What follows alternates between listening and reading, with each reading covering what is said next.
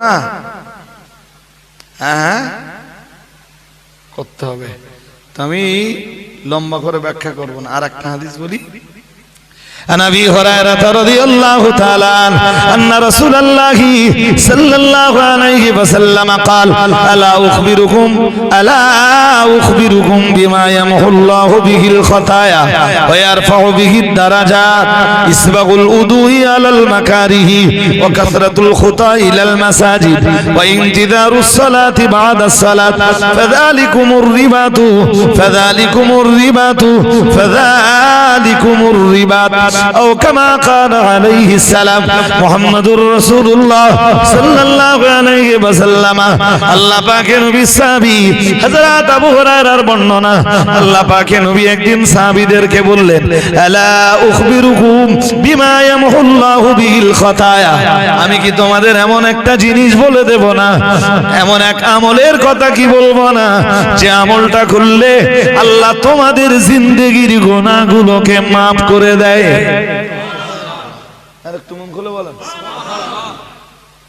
এমন এক আমলের কথা কি তোমাদের বলবো না যে আমলটা করলে ইয়ামহুল্লাহু বিহিল খাতায়া, মহান আল্লাহ যে আমলের বিনিময়ে তোমাদের জিন্দেগির গুনাহ maaf করে দেয়।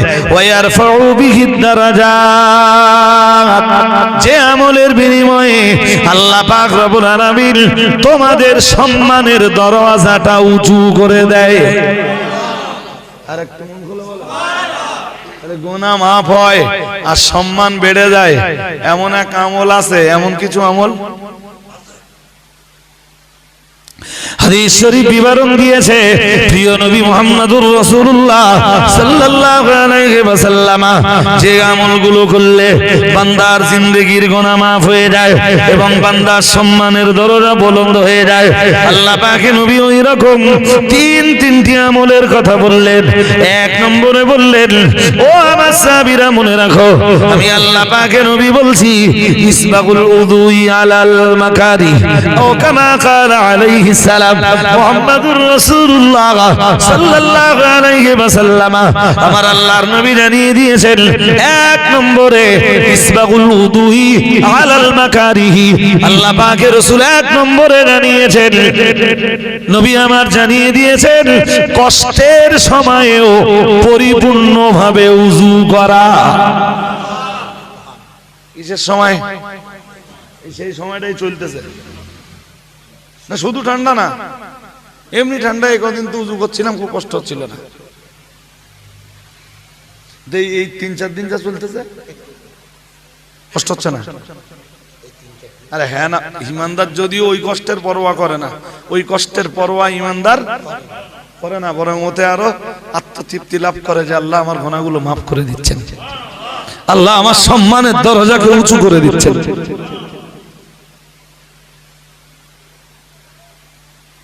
এইটাই হলো আল উযু আলাল মাকারি, কষ্টের সময়ে উযু পরিপূর্ণভাবে করা। উযু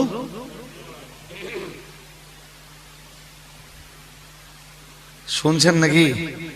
হ্যাঁ, আল্লাহ পাকের নবী 2 নম্বরে বললেন, ও আমার সাহাবীরা মনে রাখো, আমি মুহাম্মদুর রাসূলুল্লাহ সাল্লাল্লাহু আলাইহি ওয়াসাল্লাম বলছি, নবী আমার 2 নম্বরে বললেন, কাসরাতুল খুতা ইলাল মাসাজিদ, মসজিদের দিকে বেশি বেশি হাঁটা। কোন দিকে? হ্যাঁ, হেঁটে হেঁটে মসজিদের দিকে যাওয়া। যারা হেঁটে হেঁটে হাঁটতে হাঁটতে যারা মসজিদের দিকে যায়, আল্লাহ পাক রব্বুল আলামিন মসজিদের দিকে হাঁটবার বিনিময়ে তাদের জিন্দেগির গুনাহগুলোরে maaf করে দেয়। মসজিদের দিকে গেলে maaf হয় না, তাস খেলার দিকে গেলে maaf হয়? কথা হয় না, তাস খেলার দিকে গেলে গুনাহ maaf হয়ে যায়। হাজিরিন মজলিস মনে রাখুন, মুহাম্মাদুর রাসূলুল্লাহ সাল্লাল্লাহু আলাইহি ওয়াসাল্লাম তিনটি কথা বললেন। এটা নাসাই শরীফের 143 নম্বর হাদিস। আল্লাহ পাকের নবী এক নম্বরে বললেন আল উদু আলা ইসবাগুল উদুই আলাল মাকারিহি। দুই নম্বরে বললেন কাসরাতুল খুতা ইলাল মাসাজিদ। মুহাম্মাদুর রাসূলুল্লাহ সাল্লাল্লাহু আলাইহি ওয়াসাল্লাম তিন নম্বরে বললেন ও সাহাবীরা মনে রাখো, আমি মুহাম্মাদুর রাসূলুল্লাহ সাল্লাল্লাহু আলাইহি ওয়াসাল্লাম আমি আল্লাহ পাকের নবী বলছি, আমি আল্লাহর হাবিব তোমাদেরকে বলছি। নবী আমার তিন নম্বরে বললেন ও আমার উম্মতিরা, ও আমার সাহাবীরা মনে রাখো, ওয়া ইন্তিদারুস সালাতি বাদাস সালাত ও কামা ক্বালা আলাইহিস সালাম। আল্লাহ পাকের নবী বললেন আর এক নামাজের পরে অন্য নামাজের জন্য অপেক্ষা করতে থাকা। মাগরিবের নামাজ পড়ে বাড়ি এসেছেন, মসজিদ থেকে বাড়ি এসেছেন, কান রয়েছে মসজিদ, কান রয়েছে মসজিদের আজানের দিকে, মনটা রয়েছে মসজিদের দিকে। কখন আজান হবে আবার মসজিদে নামাজ আদায় করতে যাব। মুহাম্মাদুর রাসূলুল্লাহ সাল্লাল্লাহু আলাইহি ওয়াসাল্লাম জানিয়েছেন এক নামাজের পরে যারা অন্য নামাজের জন্য অপেক্ষায় থাকে, আমি মুহাম্মাদুর রাসূলুল্লাহ সাল্লাল্লাহু আলাইহি ওয়াসাল্লাম বলছি আল্লাহ তাদের জিন্দেগীর গুনাহগুলির মাফ করে দিয়ে আল্লাহ তাদের সম্মানের দরজাকে বুলন্দ করে দেয়।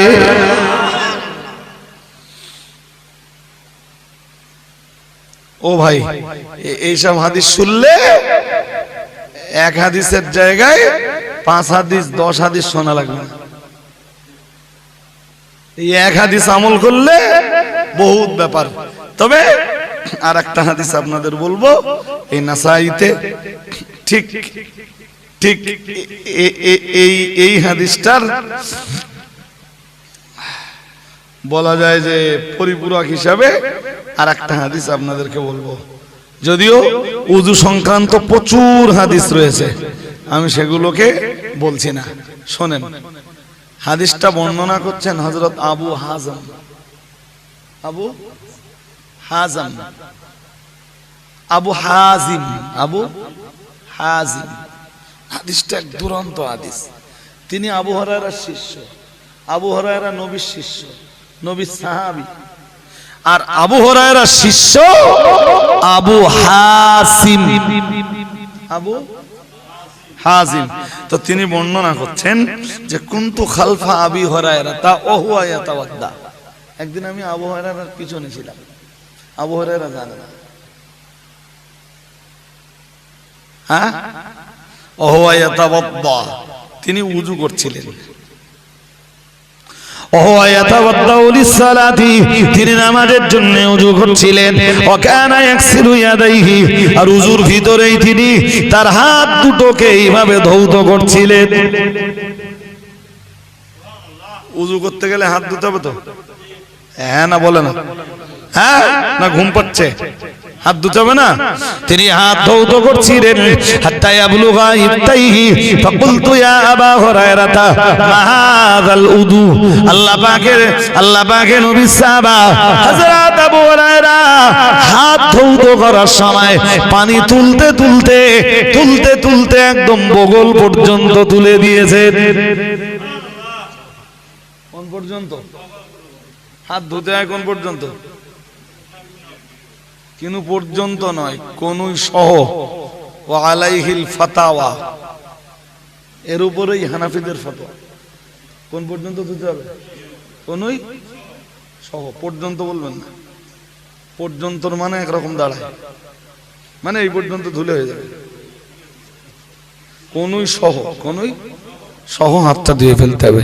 আর আবু হুরায়রা হাদিস বিবরণ দিয়েছে ওহুয়া গসিলু ইয়াদাইহি হযরত আবু হাজমের বর্ণনা কুনতু খালফা আবি হুরায়রা ওহুয়া ইয়াতাবাদ্দাউ লিস-সালাতি ফায়াগসিলু ইয়াদাইহি হযরত আবু হাজমের বর্ণনা আমি একদিন আবু হুরায়রার পিছনে ছিলাম তিনি তখন ওযু করছিলেন আর তিনি ওযু করতে করতে ওযুর ভিতরে তার হাত দুটোকে ধৌত করছিলেন আমি তাকিয়ে দেখলাম হযরত আবু হুরায়রা হাত ধৌত করতে করতে বগল পর্যন্ত পানি তুলে দিয়েছেন কোন পর্যন্ত ধুতে হয় কতদূর এই হাদিস শুনেছেন কোনদিন হ্যাঁ আল্লাহু আকবার আবু হুরায়রা হাত তুলে দিয়েছে জি আবু হাজাম ওনার ছাত্র উনি যে লুকিয়ে লুকিয়ে দেখছিলেন আবু হুরায়রা জানে না যেই না পানি এই পর্যন্ত তুলে দিয়েছেন হযরত আবু হুরায়রা রাদিয়াল্লাহু তাআলা আনহুর ছাত্র হযরত আবু হাজম জিজ্ঞেস করলেন হুজুর মাহাদাল উযু হুজুর এটা আবার কেমন উযু জিজ্ঞেস করবে না যে এত দূর পানি তুলতেছে এত দূর ধুলি হয়ে যায় তুলতেছে এত দূর এটা আবার কেমন উযু হযরত আবু হুরায়রা কি চ্যাম্পিয়ন জবাব দিলেন আল্লাহু আকবার হযরত আবু হুরায়রা রাদিয়াল্লাহু তাআলা আনহু বললেন তুমি যে লুকিয়ে লুকিয়ে আমায় দেখছিলে আমি জানতে পারলে মা তাওয়াদ্দাতু হাযাল উযু আমি কোশ্চিন কালো এমন উযু করতাম না তবে তুমি মনে রাখো জিজ্ঞাসা যখন করছো বলেই ফেলি সামি'তু খলিলি সাল্লাল্লাহু আলাইহি ওয়াসাল্লাম ইয়াকুল তাবলুগু হিলিয়াতুল মুমিনি হাইথু ইয়াবলুগুল উযু ও কামা ক্বালা আলাইহিস সালাম হযরত আবু হুরায়রা বললেন আমার প্রিয় বন্ধু মুহাম্মদুর রাসূলুল্লাহ সাল্লাল্লাহু আলাইহি ওয়াসাল্লামকে নিজের জবানিতে বলতে শুনেছি উযুর সময় আল্লাহ যেসব বান্দারা উযুর পানি যে অঙ্গের যত দূর পর্যন্ত পৌঁছে দেবে তার ওই অঙ্গ দিয়ে হাসরের ময়দানে তত দূর পর্যন্ত নূর চমকাতে থাকবে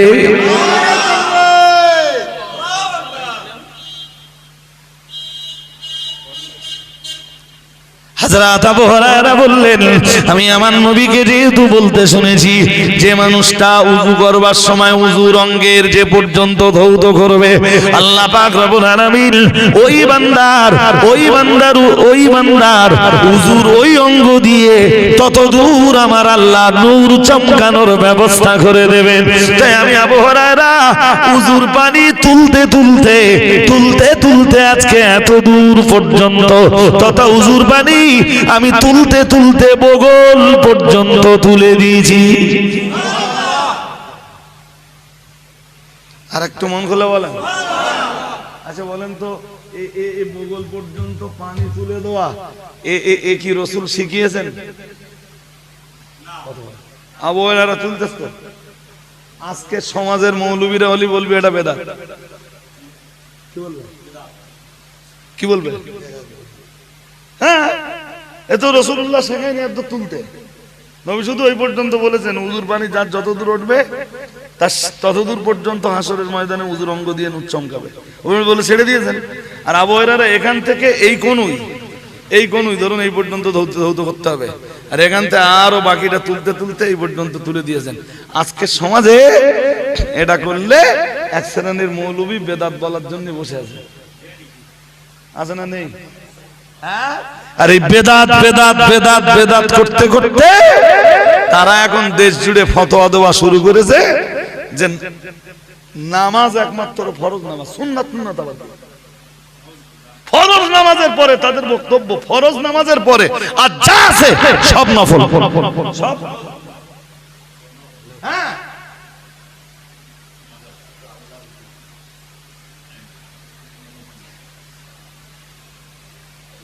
আর কিছু জনগণ এতে সুবিধাও পাচ্ছে যে জোহরের 12 রাকাত না পড়ে 4 রাকাত পড়লি তারকা দলে গেলি 4 রাকাত পড়লি মিটে যাচ্ছে তো কিছু লোক তারকা দলে চলে যাচ্ছে এই যাবে না হ্যাঁ তারা ধর্ম শর্টকাট দিচ্ছে সারাদিন রোজা রেখে তারাবি যদি 20 রাকাতের জায়গায় 8 রাকাত কেউ বলে তো তার দলে লোক যাবে তো হ্যাঁ না বলে না জানি না এরপরে হয়তো রমজানের রোজা বলবে 8টা করলেই হয়ে যাবে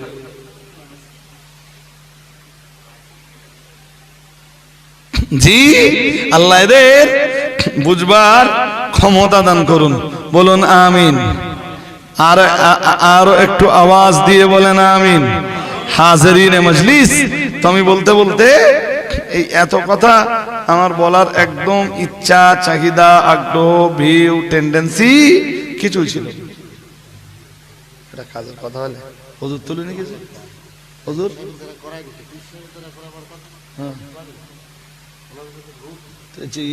আমজাদ বার আমি কি বলি বোঝাবো বলেন না, এবার পীর সাহেব পারিনি, আর আমি পীরও না, পিজ্জা দাও না। আমার নানা দাদা হয়তো 14 গোষ্ঠীর কেউ পীর ছিল না। আমি বললি হয়, এটা কাজের কথা হলে হ্যাঁ। এতে পাথর দেবেন কেন মসজিদে? এতে এতে কিছু নিতে দেবেন?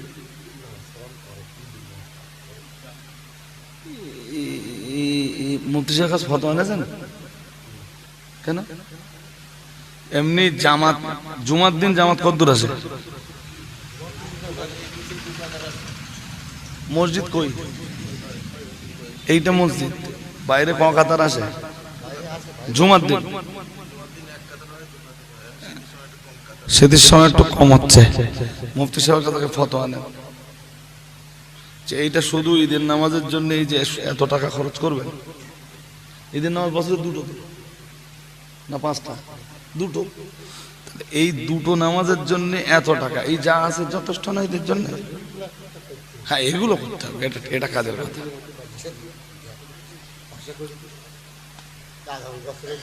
জি হাজিরিনে মজলিস, তো আমি এই শেষ বেলায় এসে ঝাড়াওয়াজ করেছি, বলো না ফাঁকি দিছি। এই জন্য আল্লাহ পাকের কোরআন জানিয়েছে, চলুন আবার কামব্যাক করি। মহান আল্লাহ জানিয়েছেন, ইয়া আইয়ুহাল্লাযীনা আমানু, এ দুনিয়ার ঈমানওয়ালা মানুষের দল, আপনাদের মনে রয়েছে আমি সূরা নিসা থেকে, সূরা মায়েদা থেকে আয়াত পড়ছিলাম।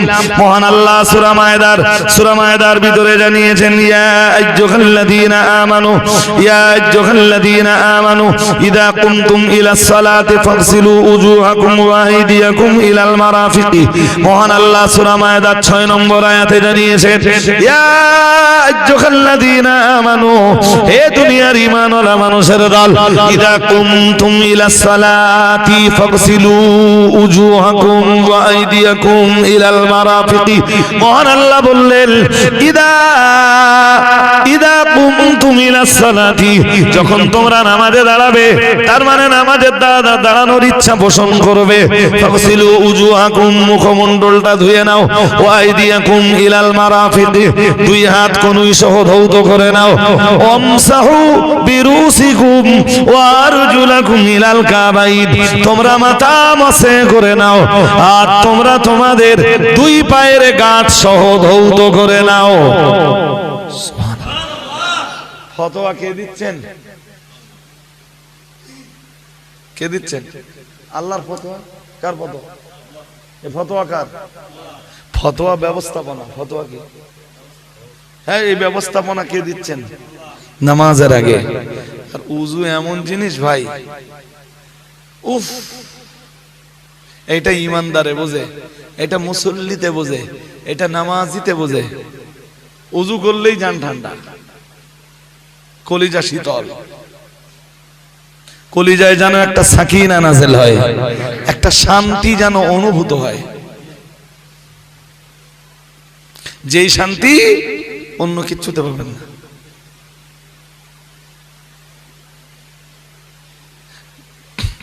হাজিরিনে মজলিস, মনে রাখুন। তবে আমি গোড়ার ওজে আবার ফিরে যাব।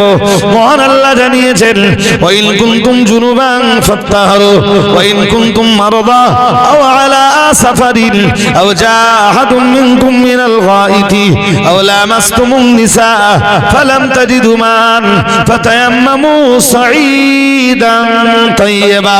মহান আল্লাহ জানিয়েছেন, তবে বান্দা মনে রাখো, ওয়া ইন কুনতুম মারদা, যদি তোমরা অসুস্থ হও, আর চরম অসুস্থতা জনিত কারণে উযুর পানি যদি ব্যবহার না করতে পারো, কি করতে না পারো? উজুর পানি যদি ব্যবহার করতে, কিসের কারণে? মহান আল্লাহ আবার একটা অপশন দিয়েছেন। আল্লাহ পাক আবার বলেছেন আওয়ালা সাফারিন, অথবা যদি তোমরা সফরে থাকো, তুমি বিমানের ভিতরে আছো, বিমান যখন মাটিতে ল্যান্ড করবে তখন মনে করো মাগরিবের রক্ত আর থাকবে না, অথবা আসরের রক্ত আর থাকবে না, তুমি বিমানে আছো, বিমানে উযু করার পর্যাপ্ত পানির ব্যবস্থা নেই, অথবা পানির ব্যবস্থা থাকলেও সে পানি ঢালবার মতো জায়গা নেই। তুমি সফরে রয়েছো, তোমার সফরকালীন সময়ে আল্লাহ পাক রব্বুল আলামিন বিধান দিয়েছেন ফাতায়াম্মামু সাঈদান তাইয়্যিবা। না না না না না, এই কঠিন পরিবেশে উযু করা তোমায় লাগবে না, অথবা সফরকালীন সময়ে পানি তোমার কাছে আছে, কিন্তু সে পানি দিয়ে উযু করলে পরে তোমার পিপাসা নিবারণের পানির কষ্ট দেখা দিতে পারে। এইরূপ কঠিন পিরিয়ডে মহান আল্লাহ তোমার উপরে কাঠিন্যতা কিছু চাপিয়ে দেননি। মহান আল্লাহ জানিয়েছেন ফাতায়াম্মামু সাঈদান তাইয়্যিবা। আল্লাহ পাক রব্বুল আলামিন বললেন না বান্দা, এই কঠিন পিরিয়ডে তোমায় উযু করা লাগবে না, মাটিতে হাত মেরে তায়াম্মুম করে নাও। আমি আল্লাহ পাক রব্বুল আলামিন বলছি ওটাই হলো তোমার পবিত্রতা অর্জনের দ্বিতীয় মাধ্যম। ওটা তোমার পানির পরিবর্তে উযু করার দ্বিতীয় মাধ্যম মিডিয়া। ও বাবাজিরা ভাইরা, আল্লাহ পাক রব্বুল আলামিন বললেন বান্দা উযু করে সালাত আদায় করলে কবুল যিনি করবেন, তায়াম্মুম করে সালাত আদায় করলেও তিনি তো তোমার সালাত কবুল করবেন। তাহলে ধর্ম কঠিন করতেছে আল্লাহ, হ্যাঁ? রোজাও তাই। রোজার বিধান যেখানে আছে আল্লাহ জিজ্ঞেস করুন, আল্লাহ জবাব দেবে, মিনস আল্লাহর কোরআন জবাব দেবে। রোজার বিধান পড়ে দেখুন, রোজার বিধান কোথায় আছে? মোবাইল খোলবার মতন নেই। রোজার বিধান কোথায় আছে? হাজিরিনে মজলিস মনে রাখুন, রোজার বিধান মহান আল্লাহ দিয়েছেন ইয়া আইয়ুহাল্লাযীনা আমানু কুতিবা আলাইকুমুস সিয়ামু কামা কুতিবা আলাল্লাযীনা মিন ক্বাবলিকুম লাআল্লাকুম তাত্তাকুন। মহান আল্লাহ দ্বিতীয় পারা সূরা বাকারার 183 নম্বর আয়াত থেকে রোজার বিধান দেওয়া শুরু করেছেন। 183 নম্বর আয়াত থেকে রোজার বিধান দিতে দিতে দিতে দিতে আল্লাহ 187 নম্বর আয়াত পর্যন্ত টোটাল আয়াতগুলোতে শুধু রোজার বিধান দিয়েছেন। শুরু করেছেন 183 নম্বর আয়াত, 183, 184, 185, 186, 187, পরপর 5খানা মধ্যে আয়াত। ছোট ছোট আয়াত না বড় বড় আয়াত?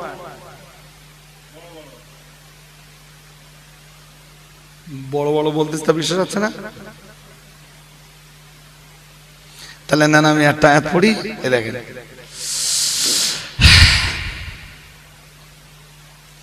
সাতাশি নম্বর আয়াতটা পড়ছি।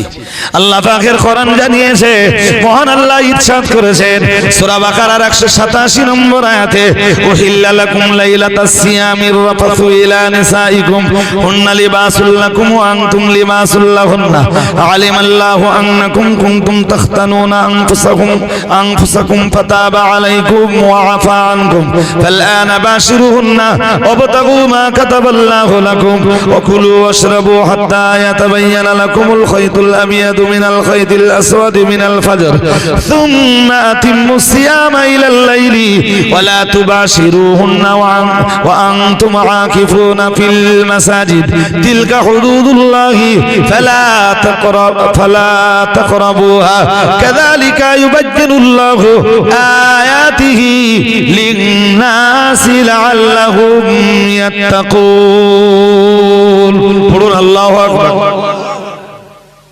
এটা সূরা বাকারার 187 নম্বর আয়াত। আপনি জানেন রোজার কতটা বিধান হতে আছে?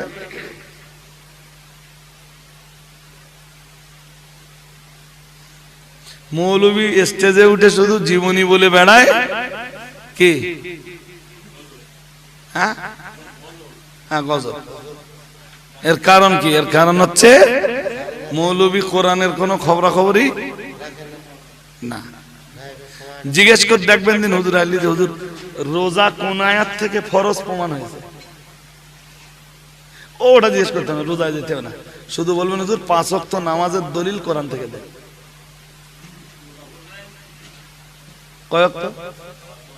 একদম ফজর থেকে নিয়ে আর এশা পর্যন্ত এই 5 বারের নামাজ যে কোরআনে আছে, এর দলিল কোথায় কোথায় আছে? হুজুরের পায়জামার দড়ি কেটে যাবে।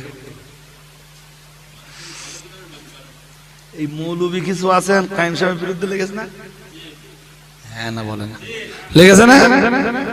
মৌলবী কিছু আছে এই খাদিজার খতমে বুখারীর অনুষ্ঠান হচ্ছে, এর বিরুদ্ধে লেগেছে না? হ্যাঁ না বলে না? হ্যাঁ, কায়েম সাহেবের ওয়েট জানে না তারা।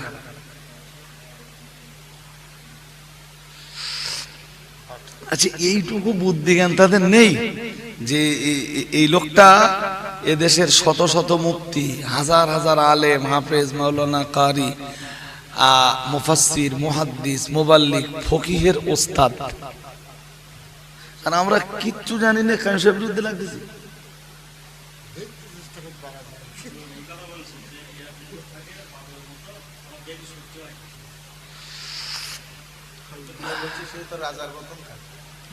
ও মাল এটাও জানে না যে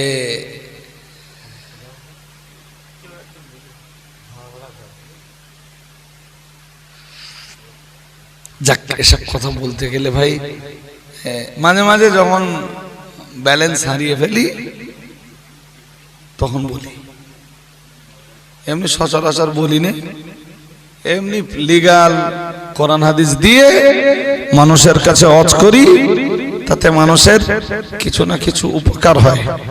তো আমার বলার উদ্দেশ্য সূরা বাকারার কয় নম্বর আয়াত থেকে? 183 থেকে শুরু। রোজার বিধান, কিসের বিধান? রোজা রাখার বিধান। 183, 184, 185, 186, 187। এই ওয়াজ কখন করতে হবে না? এই রোজা আশমাস ভাব হবে, আর সূরা বাকারার ওই জায়গা খুলতে হবে, তাই না? তো রোজার বিধান দেওয়ার পরে এবারে নিচের দিকে এসে আল্লাহ বলতেছেন কি চ্যাম্পিয়ন করে মহান আল্লাহ জানিয়েছেন, ফামান কানা মিনকুম মারিদান আও আলা সাফারিন ফাইদ্দাতুম মিন আইয়ামিন উখর।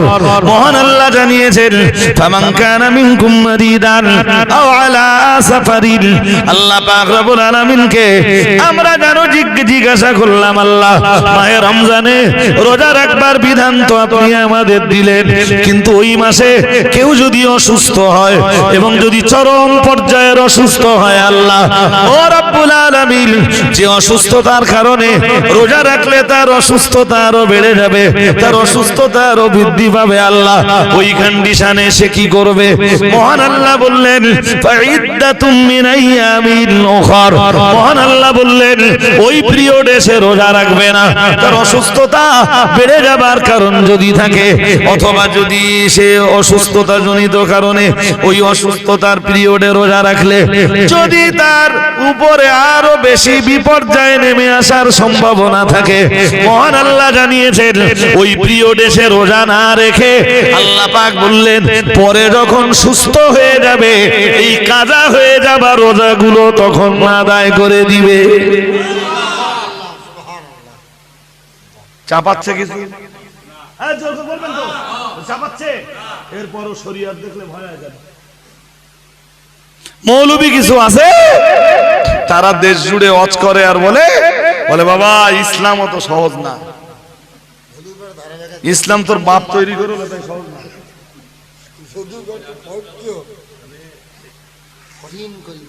এ কথা বলে কি বলে না? বাবা ইসলাম অত সহজ না। যেখানে হাদিস শরীফের ভিতরে রয়েছে আল্লাহ পাকের নবী জানিয়েছেন ইন্নাদ-দীনা ইউসরুন।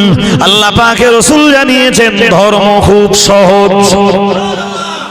কে কে বলতেছেন ধর্ম সহজ? রাসূলুল্লাহ। আর আল্লাহ বলছেন লা ইউকাল্লিফুল্লাহু নাফসান ইল্লা উসআহা। মহান আল্লাহ জানিয়েছেন বান্দার সাধ্যের বাইরে, বান্দার ক্ষমতার বাইরে আমি আল্লাহ বান্দার উপরে কিছু চাপিয়ে দেই না। আর সেখানে মৌলবি এসে শত শত জনগণের সামনে বলল বাবা ধর্ম অত সহজ নয়। নাউযুবিল্লাহ বলুন, নাউযুবিল্লাহ সবাই বলুন। এই মৌলবি কিছু বোঝে? সব জায়গায় উঠবে আর উঠে একই আয়াত আর একই হাদিস পড়বে। হ্যাঁ দুটোই। কিছু মৌলবি আছে এসেই পড়বে লা ইউমিনু আহাদুকুম হাত্তা কুনা আহাব্বা ইলাইহি মিন ওয়ালিদিহি ওয়া ওয়ালাদিহি ওয়ান নাসি আজমাইন।